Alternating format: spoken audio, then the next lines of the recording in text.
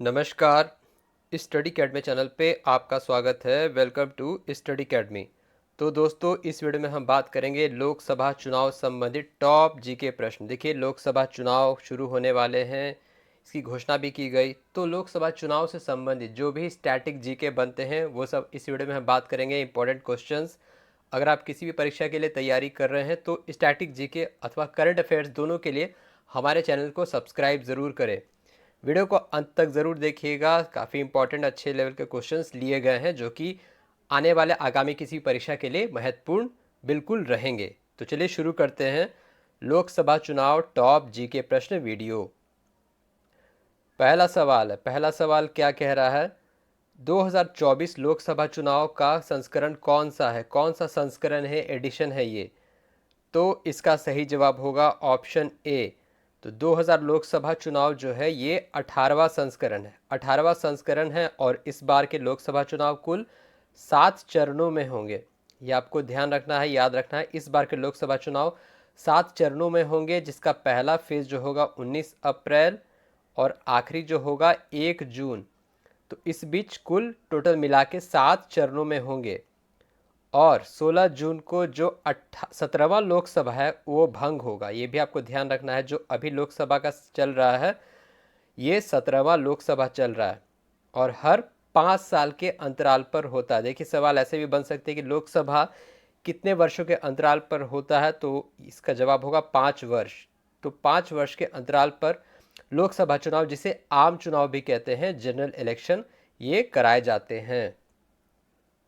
Next है, वर्तमान में लोकसभा निर्वाचन क्षेत्रों की कुल संख्या कितनी है?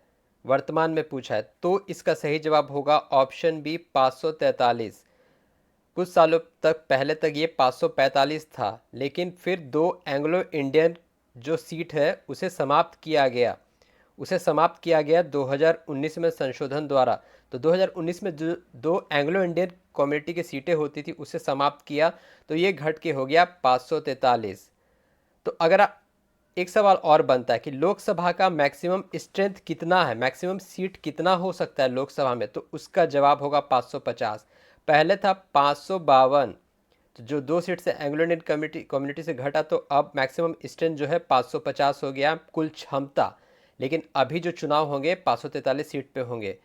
तो यही सवाल है, निर्वाचन क्षेत्रों की कुल संख्या कितनी है? वर्तमान पूछा तो 543। 2019 में ये थे 545 उस समय इलेक्शन के टाइम। ठीक है, तो 530 राज्य से चुनाव लड़ेंगे और 13 सीटें यूनियन टेरिटरी यानी कि केंद्र शासित प्रदेश। तो 543 सीटों पे लोकसभा चुनाव कराए जाएंगे।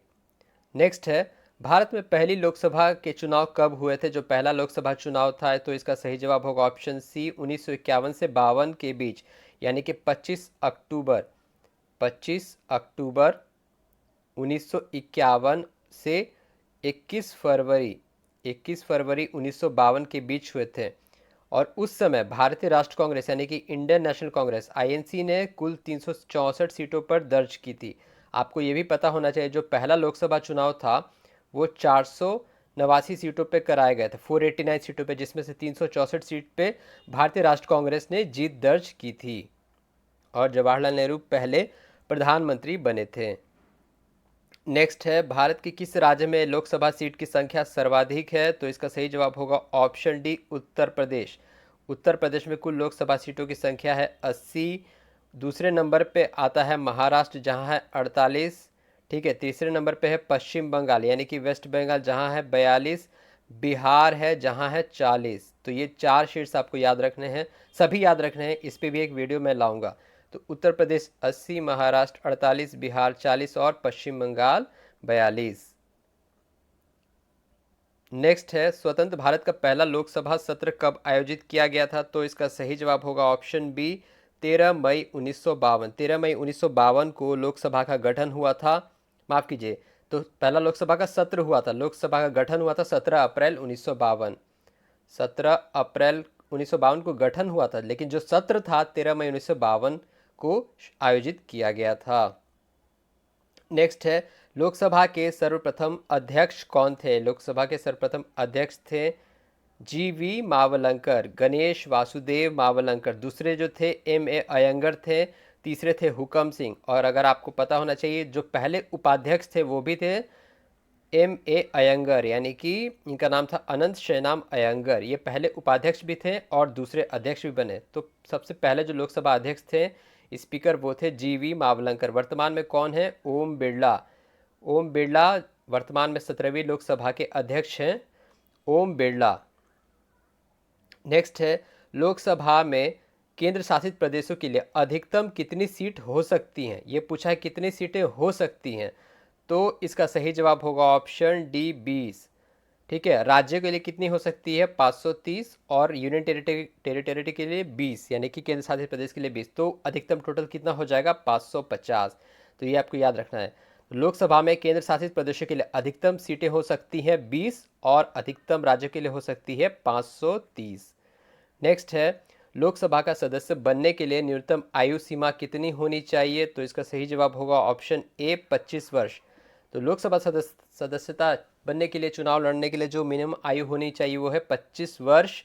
और ये इसका वर्णन है अनुच्छेद 84 में। अनुच्छेद 84 में इसका वर्णन है। नेक्स्ट है, किस वर्ष लोकसभा चुनाव में देश भर में ईवीएम का पूर्ण रूप से प्रयोग है, यानी कि इलेक्ट्रॉनिक वोटिंग मशीन? इसका सही जवाब होगा ऑप्शन सी 2004 के लोकसभा चुनाव में पूर्ण रूप से ईवीएम का इस्तेमाल हुआ। अगर हम बात करें ऐसे राज्य में, तो सबसे पहली बार 1982 में हुआ था केरल के विधानसभा चुनाव में। 1982 में केरल के विधानसभा चुनाव में हुआ था ईवीएम का प्रयोग। और 1999 में सिर्फ 45 लोकसभा सीटों पे कुछ जगहों पर ईवीएम का इस्तेमाल किया गया था। ईवीएम क्या है? इलेक्ट्रॉनिक वोटिंग मशीन, जिसे किसके द्वारा बनाया जाता है? भारत इलेक्ट्रॉनिक्स लिमिटेड, BEL, जो कि एक पब्लिक सेक्टर अंडरटेकिंग है। बेल के द्वारा इसका निर्माण कराया जाता है। किस राज्य में सबसे पहले वीवीपैट मशीन का इस्तेमाल किया गया था? यानी कि वीवीपैट क्या है? Voter verifiable paper audit trial. आप वोट देते हैं, अगर देने जाएंगे तो देखेंगे वीवीपैट मशीन वहाँ होगा। तो इसका सही जवाब होगा ऑप्शन डी, नागालैंड के चुनाव में, विधानसभा चुनाव में इसका सबसे पहले इस्तेमाल किया गया था। 2019 वाले लोकसभा चुनाव में पूर्ण रूप से वीवीपैट मशीन का इस्तेमाल किया गया था। नेक्स्ट है, आम चुनाव में वोट करने के लिए किसी नागरिक की न्यूनतम आयु कितनी होनी चाहिए? तो इसका सही जवाब होगा 18 वर्ष। 18 वर्ष इसका न्यूनतम आयु होगा। आम चुनाव में वोट करने के लिए किसी नागरिक की न्यूनतम आयु होनी चाहिए 18 वर्ष। पहले 21 वर्ष थी, पहले 21 वर्ष थी। तो 61वें संशोधन के तहत इसको घटा के 18 वर्ष किया गया, 1999 से लागू किया गया। नेक्स्ट है, आदर्श चुनाव आचार संहिता यानी कि मॉडल कोड ऑफ कंडक्ट लागू होते ही कौन सी धारा लागू कर दी जाती है?